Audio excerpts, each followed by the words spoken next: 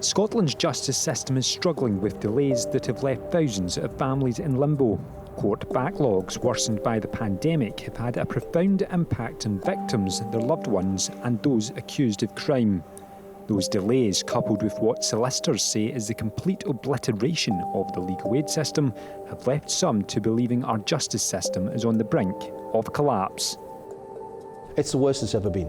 As far as I'm concerned, as far as many lawyers are concerned, our system of justice has been decimated by years of backlogs, by a legal aid system that doesn't function. Effectively, what we are seeing taking place in this country is where it will be only the rich can afford lawyers. The poor will not have lawyers. A legal aid system in which you cannot reasonably defend your client to the best of your ability because you don't have the resources that match. Sometimes cases can take up to 5 years to get to court. And if you happen to be a victim of rape, if you happen to be a victim of a serious assault, your life may well have moved on. You may well have had to pick up the pieces of your mental health to be able to just simply get through life. And all of a sudden a letter comes through, a citation is served on you, telling you that you have to appear in court. One family who know all too well the emotional toll court delays can take is that of Patty Henry. The Paisley mum was murdered by her former neighbour George Metcalfe in 2017. The trial was delayed because of the coronavirus pandemic, and it wasn't until March of 2021 that the family finally saw Metcalfe convicted. The trial was meant to go ahead much earlier. However, we just faced constant delays, constant phone calls from the High Court just to say it'd been put back again. There was various first diets or second diets or different hearings, and it was a terrible time for the family, just living in limbo, having nothing to focus on, having nothing to grieve for, no Patty, don't know what's happened to her, and this man was out walking the streets. And how did that make you feel, the fact he had been released on bail during that time?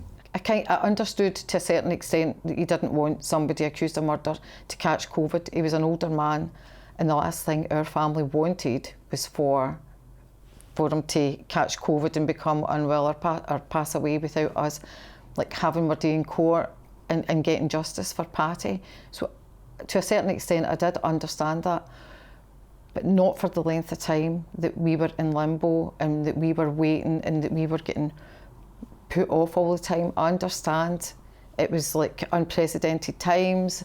We'd never ever experienced anything like this before. But our family were, all of us, it's torture, absolute torture, and having to tell our mother and tell the wider family it's been put back again. We knew that there was other people who were victims, women that were victims of domestic abuse, violence, sexual assault from him. We were terrified that these women the length of time that they're waiting to give such horrific evidence in a court, we thought they women might say, I can't do this anymore. It just been on and on. One way backlogs have been tackled is through the pilot of the Summary Case Management Scheme, which aims to reduce the number of unnecessary hearings. Initially trialled in Dundee, Hamilton and here in Paisley Sheriff Court, the programme proved to be a success, reducing the number of witnesses having to attend court, particularly in domestic abuse cases. The scheme enhanced communication between the Crown and the defence and led to earlier guilty pleas, reducing the trauma for victims and witnesses. It's now being rolled out across the country. But without defence solicitors and legal aid funding, that too could come to a grinding halt. The word on the front line is, it's really not working. It is falling apart at the seams. We actually have senior counsel in Scotland, advocates who are saying they're not going to do sexual crimes anymore. They're not going to do rape cases because of the underfunding, because they think the pendulum has swung so far. And then what you've got also is the lack of legal aid defence lawyers. That creates a backlog.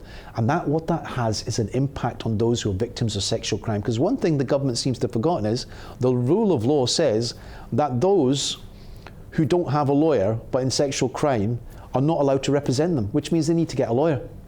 Now, if you can't get a lawyer that's willing to do that, then what happens? It increases the length of time, because it's a merry-go-round of people trying to get themselves a lawyer, and that increases it to a year, or 2 years, or 3 years. How is that helping anyone? As court delays continue to stretch out and more defence solicitors turn their back on the system of legal aid, the question remains, how long can justice wait?